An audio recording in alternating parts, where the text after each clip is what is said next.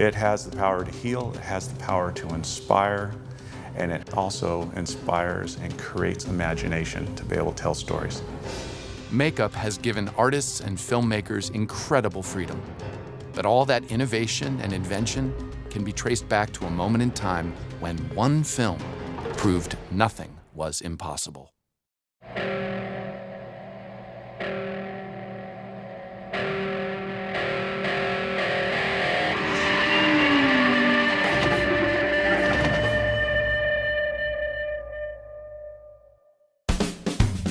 Hey everybody, and welcome to Ape Nation, your #1 source for all things Planet of the Apes on YouTube. My name is Josh, and today I am giving you my review of the 2019 documentary Making Apes, the Artists Who Changed Film. If you like what I do here and want to show your support, be sure to hit the like button on this video. You can also join the Ape Nation Discord server for daily discussions about the franchise, and if you're interested in hearing my thoughts on all things film and entertainment outside of Planet of the Apes, you can check out my other channel, The Real Deal. If you're interested in seeing more of my videos here, be sure to subscribe to the channel and hit that notification bell so that you can stay up to date on all things apes. For those who have never heard of this documentary and don't know much about it, this is a film that was directed by William Conlin and was released several years ago back in early 2019 after first premiering at the Santa Barbara International Film Festival. I first saw this documentary back in 2020 after it originally released on streaming, and from what I remember, I really enjoyed it, but I also remember hoping that it would have gotten more attention among film fans and especially Planet of the Apes fans when it released, but for the most part it seemed to just fly completely under the radar, at least at the time. However, I recently came across it again on streaming and wanted to give it another watch. So I did, and honestly, I got even more into it and had even more of an appreciation for it when watching it this time, and so I thought it would be fun to break down and share my thoughts. 50 years after its release, a crew of ambitious makeup artists led by John Chambers, who ushered in a new era of cinema with their groundbreaking work on the 1968 classic Planet of the Apes, reflect on the making of the iconic film.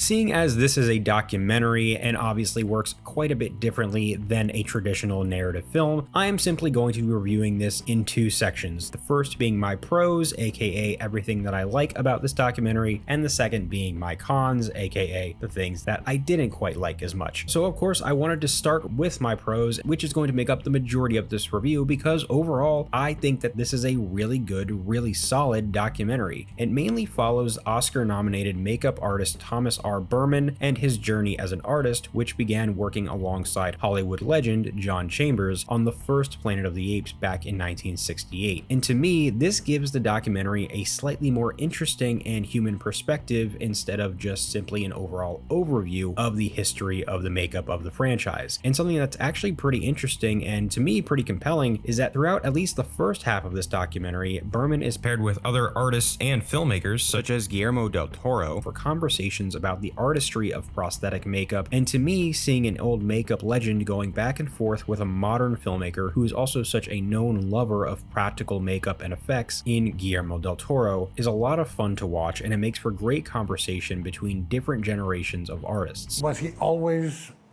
two-fisted and gruff, or? He was a real tough character. He was, for instance, on Planet of the Apes, Arthur Jacobs and Mort Abrams would come by and they were going to see our progress. John was doing mock-ups on their heads in clay and painting them and putting hair on them.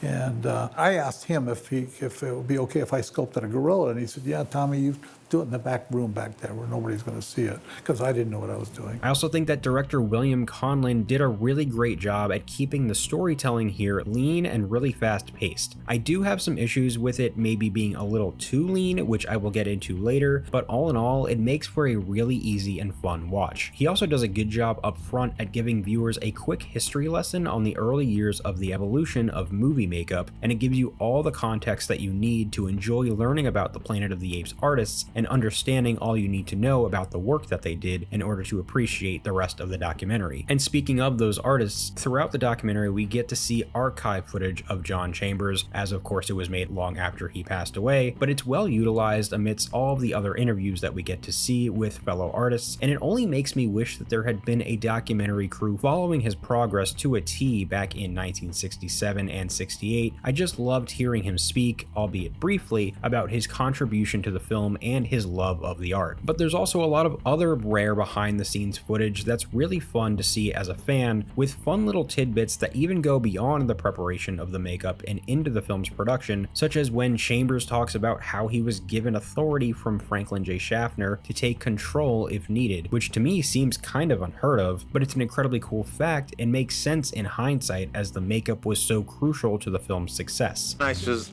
what I need from you is your authority to stop a shot and say we have to take it over on account of something I saw. And I says, can I stop camera?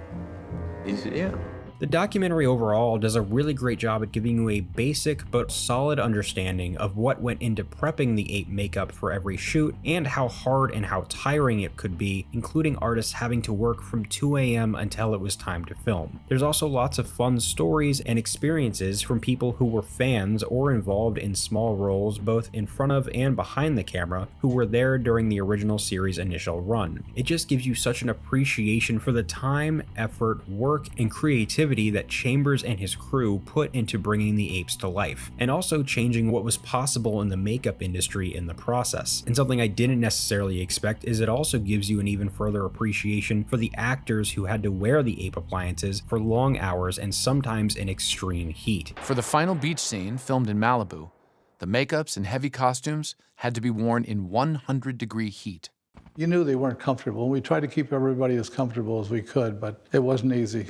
It's a really well assembled documentary that gives you a lot of stuff that's fun to learn as a Planet of the Apes fan, and it overall feels like it was made by and for die-hard fans who love and respect the franchise on a really deep level, as well as its history and what it took to get there. That all being said, there are a few things that don't quite work for me in this documentary, and so I'm going to get to those now. The first being that, like I mentioned earlier, while the film is kept fairly efficiently lean, it's almost, at least in my opinion, a bit too lean, and it definitely feels like there is a lot of other interesting stories that were left on the cutting room floor, especially in the first half. And speaking of that first half, the first third of this documentary is all about the artists and their journey in building the makeup and prosthetics. The middle section is more about the film's reception, with artists reflecting on their work and filmmakers who were inspired by it showing their appreciation for the film, with the last third focusing mainly on the overall evolution of the industry, as well as the careers and lives of Thomas Berman and John Chambers, and how all of that ultimately played out post Planet of the Apes. And what I will say about that last third is that I do think that it's still interesting because you get engaged in Berman's story, and it's a really well made overview of how far the special effects industry has come. However, for me, it's not necessarily what I came to the documentary for, and I would have loved more focus on the creation of the original makeup and the artists and actors' experiences with it, especially their struggles, because with how little it touches on the pain or negative side of anything and mainly just shows off all of the, albeit legendary, work they did, it just feels a little too clean, and it's not in depth enough to feel like a definitive documentary on the subject. It's still really enjoyable, but sometimes it just comes across as a bit too thin and surface level overall. I think that this could have easily been some sort of docu-series, or at least a 2+ hour documentary, because it is on the shorter side. It is slightly under an hour and a half long, and so I think that had you put back in some of the stuff that, at least in my opinion, feels like it was cut out, you could have had something that gives viewers a bit more to chew on when it comes to the actual subject matter that it's using as its launching point. It's that world of fantasy. It seems to hold an audience for generations to come.